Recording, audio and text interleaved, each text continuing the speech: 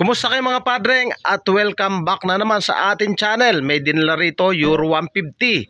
Ang issue ng motor ni boss, umaandar daw kahapon. Nagpalit siya ng kable. Ayan, nung una nagwa-wild daw, pero umaandar. Tapos nung pinalitan niya na, tuluyan ng ayaw umandar. Sa pagtro-troubleshoot ng ganyang issue, dapat hindi natin hinuhulaan yan.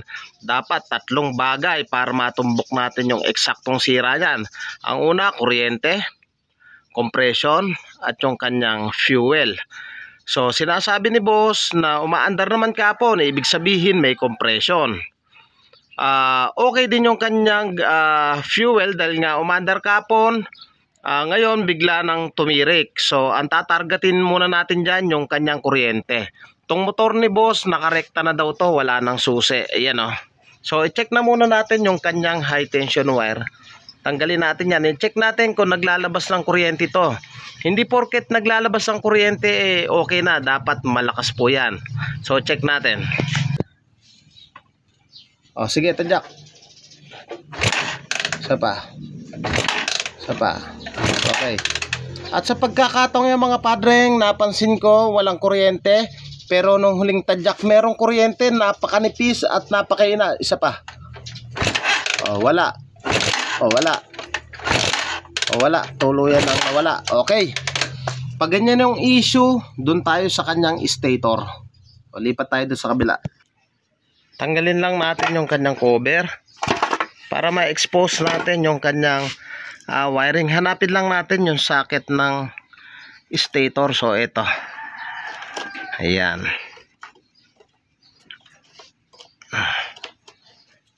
Ito yung kanyang socket ng stator.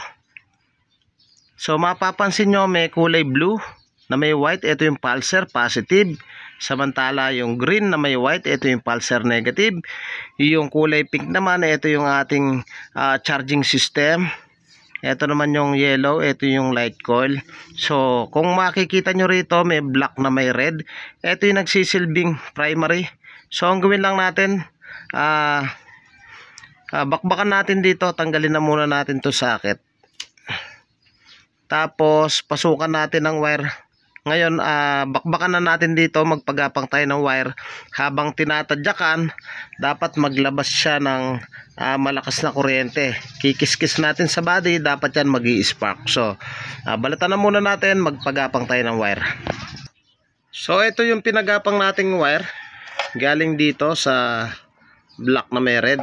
Papatadyakan natin, dapat to maglalabas ng kuryente. Sige, tadyak. Okay. Wala. Isa pa.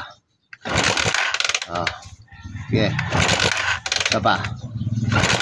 Dito tayo. Try natin dito. Sige. Isa pa. Stator. Isa dito. Dito. Okay na. Ang issue nito mga padreng, pag ganyan naglalabas naman ng kuryente pero napakaina. Ang issue nito yung kanyang stator. So yung mga padreng, binuksan natin, kumpirmado sunog na yung kanyang primary. So papalitan natin yan. Ang halaga niya nasa 550. Padreng, napalitan na natin yung kanyang stator. So yun yung luma.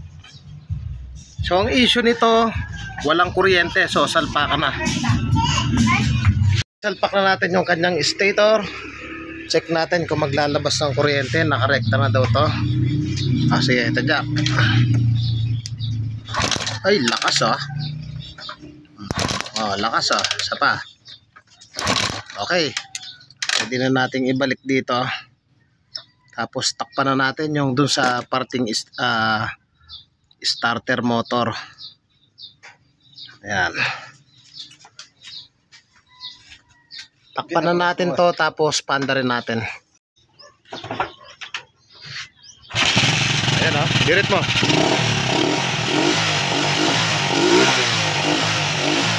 Okay na. Okay na.